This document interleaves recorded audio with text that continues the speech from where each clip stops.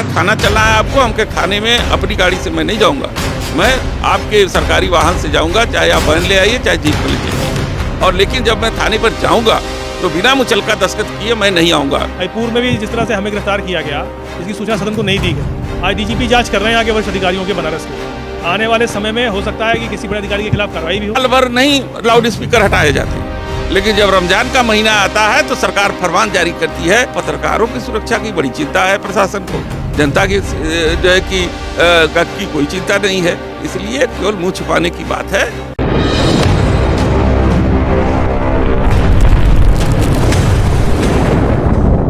देखिए, लगातार समाजवादी पार्टी अपने राष्ट्रीय अध्यक्ष जी के आदेश पर उन पीड़ित लोगों के पक्ष में खड़ा होने का काम किया है। दाल मंडी में जिस तरीके से गरीब दुकानदारों को, जिस तरीके से वहाँ से रहने वालों को तथा वहाँ पर स्थित एक धर्म विशेष के लोगों के मॉन्यूमेंट को वो ज़बरदस्ती उखाड़ने का काम यह सरकार कर रही है और ऐतिहासिक धरोहरों के खिलाफ उनको उजाड़ने, उनको ख़त्म करने का काम यह सरकार कर रही है। समाजवादी पार्टी इसकी लड़ाई सड़क से लेकर सदन तक लड़ रही है। अब सरकार जो है कि इसको समझ नहीं पा रही है। हमने पूरी दुनिया हम लोग में बहुत से ऐसे देश हैं जहां हम लोग गए, सारे देशों ने अपनी धरोहरों को संरक्षित किया है। गलियों के चौड़ीकरण हम लोगों ने दुनिया में कहीं नहीं देखा। इंग्लैंड, अमेरिका का तमाम ऐसे जो है कि शहर हैं जो अपने धरोहरों को, अपने पुरानी इमारतों को संरक्षित किए हुए हैं। पहली सरकार ये भारतीय जनता पार्टी है और बनारस में गलियों के चौड़ीकरण का काम, सड़क तो चौड़ीकरण का काम हमने सुना था, लेकिन गली के चौड़ीकरण का काम पहली बार सुन रहे हैं। हम सब उन धरोहरों को संरक्षित करने और उसके पक्ष में तथा जनता जो उससे रोजी रोजगार से जुड़ी हुई है, जो वहाँ पर छोटे छोटे दुकानदार हैं, उनकी जो है रोजी रोटी के सवाल पर इस लड़ाई को हम लोग लड़ रहे हैं और जब तक समाजवादी के पास ताकत है इनकी लड़ाई लड़ती रहे। देखिए, सरकार ये नहीं चाहती है कि वहाँ जाकर के उनके द्वारा की जा रही अराजकताओं को हम लोग देखें, हम वहाँ की जनता की पीड़ा सुने, तो इसलिए वो नहीं हम लोगों को जाने देना चाहते थे। और आप जैसे पत्रकारों को भी वहाँ पे जाने की इजाज़त नहीं देते क्योंकि सच्चाई सामने आ जाएगी। ये सरकार तानाशाही सरकार है, कभी भी उसको लोकतंत्र में विश्वास नहीं था। ये राजतंत्र के तरीके से काम करती है और बड़े लोगों की सरकार है। राष्ट्रीय अध्यक्ष के आदेश पर समाजवादी पार्टी के लोगों ने वहाँ जाने का फैसला किया। हम दिल्ली में थे क्योंकि डिफेंस कमेटी की, स्टैंडिंग कमेटी की बैठक चल रही थी 2 दिन से। मैं वहाँ से खाली हुआ तो मैं दिल्ली से चला। हमारे आशुतोष भाई सदन में थे, सदन खत्म हुआ तो लखनऊ से चले और हम लोग जब पहुँचे हैं बाबतपुर तो इनको बाबतपुर चौकी पर बैठा दिया गया और हमको एयरपोर्ट पर ही अरेस्ट कर लिया गया। मैंने उनसे कहा कि हम ऐसे अरेस्ट नहीं मानेंगे और कहें थाना चलना है आपको, हम कहें थाने में अपनी गाड़ी से मैं नहीं जाऊंगा, मैं आपके सरकारी वाहन से जाऊंगा, चाहे आप वैन ले आइए चाहे जीप पर ले चलिए। और लेकिन जब मैं थाने पर जाऊंगा तो बिना मुचलका दस्तखत किए मैं नहीं आऊँगा। हमको मुचलका पे दस्तखत करना पड़ेगा और कारण बताना पड़ेगा कि क्यों आप अरेस्ट कर रहे हैं और क्यों आप छोड़ रहे हैं, ताकि मैं उसकी सूचना अपने जो है कि लोकसभा अध्यक्ष को दे सकूं और प्रिविलेज मांग सकूं कि क्या संसदीय परंपराओं में आज के समय में संसद और विधायक के अधिकारों का हनन हुआ, खत्म हो गया है, वो विशेषाधिकार जो हमें प्राप्त है वो विलुप्त हो गया है। तो इस तरीके की कार्रवाई जब ये बात समझ में आई तो इन्होंने पता नहीं ऊपर किसी अधिकारियों से बात किया और फिर उसके बाद उन्होंने कहा कि नहीं, क्षमा करिए, अब हम सरकार नहीं चाहती है कि पीड़ितों की बात ऊपर आए।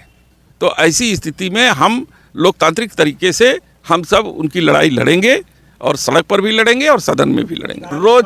रोज छिनैती हो रही है, हत्याएं हो रही हैं, डकैती हो रही है, चोरी हो रही है, मोटरसाइकिल जो है चुराई जा रही है, चैन स्क्रैचिंग हो रही है, लड़कियों के साथ छेड़खानी हो रही है, बलात्कार हो रहे हैं। केवल पत्रकारों की सुरक्षा की बड़ी चिंता है प्रशासन को, जनता की जो है कि कोई चिंता नहीं है, इसलिए केवल मुँह छुपाने की बात है और सत्य से मुँह चुरा रही है ये सरकार और यहाँ के प्रशासन के निश्चित रूप से किया गया। और जब मैंने ये सवाल उठाया कि हम बिना मुचलका की दाखिल किए मैं यहाँ से नहीं जाऊँगा, तो उनके हाथ पाँव फूल गए और फिर उसके बाद उन्होंने अधिकारियों से बात किया, फिर उन्होंने कहा कि नहीं सर आप जा सकते हैं। क्या के माध्यम से यही संदेश देंगे कि दाल मंडी के लोग परेशान न हों और घबराएं भी न।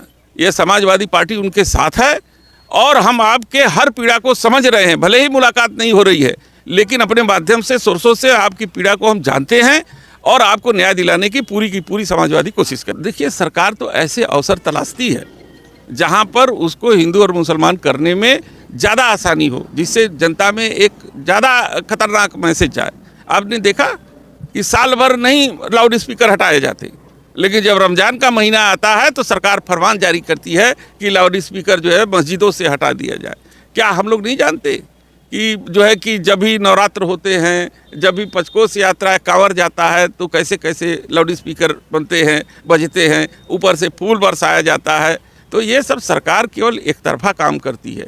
धर्म में धर्मनिरपेक्ष अगर सरकार होती तो दोनों धर्मों का सम्मान करती और दोनों धर्मों के लिए इस तरीके के फूल बरसाती।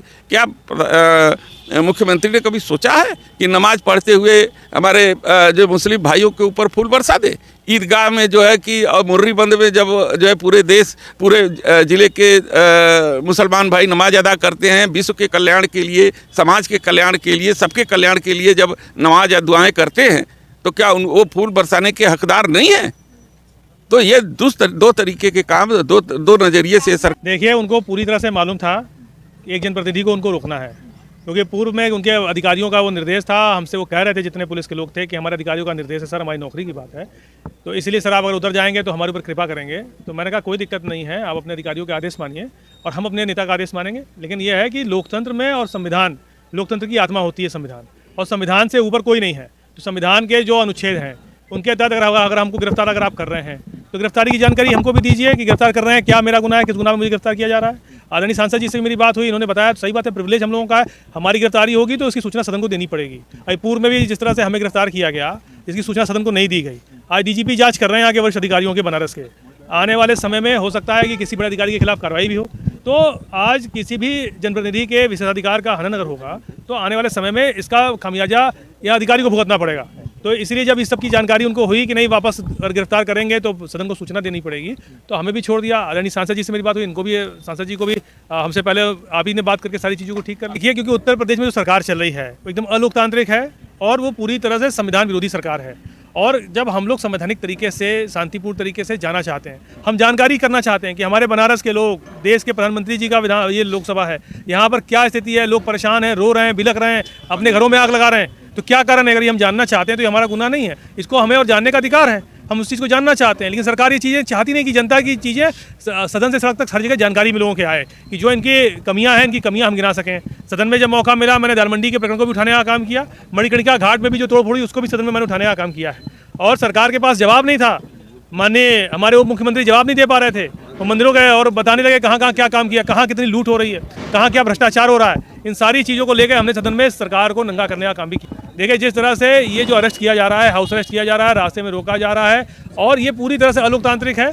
और आने वाले समय में यही उत्तर प्रदेश के लोग इस योगी जी की सरकार को उखाड़ के फेंकने का काम करेंगे। हमारे पत्रकार बंधु, आप लोग देखें कि आज अगर एक तरफ धारा 144 लागू है, हमें आपको रोकने के लिए अगर वो उनको अधिकार है, तो जिन लोगों ने पुतला फूका उनके ऊपर मुकदमा दर्ज हुआ कि नहीं दर्ज हुआ। हम ये जानकारी चाह रहे हैं कि जो पुतला फूका गया बनारस में, उसमें किन के कार्यकर्ताओं के ऊपर इनके मुकदमा दर्ज हुआ, जब धारा 144 लागू है और किसी का पुतला आप नहीं फूक सकते। और जिस तरह से पुतला फूकने का काम किया तो इनके ऊपर किन के मुकदमा दर्ज हुआ, और सरकार ने अगर मुकदमा नहीं दर्ज करने दिया तो यह आपको, हमें और आपको इस बात को साबित कर रहा है कि आने वाले समय में ये उत्तर प्रदेश में लोकतंत्र की हत्या करने की सरकार साजिश कर रही है।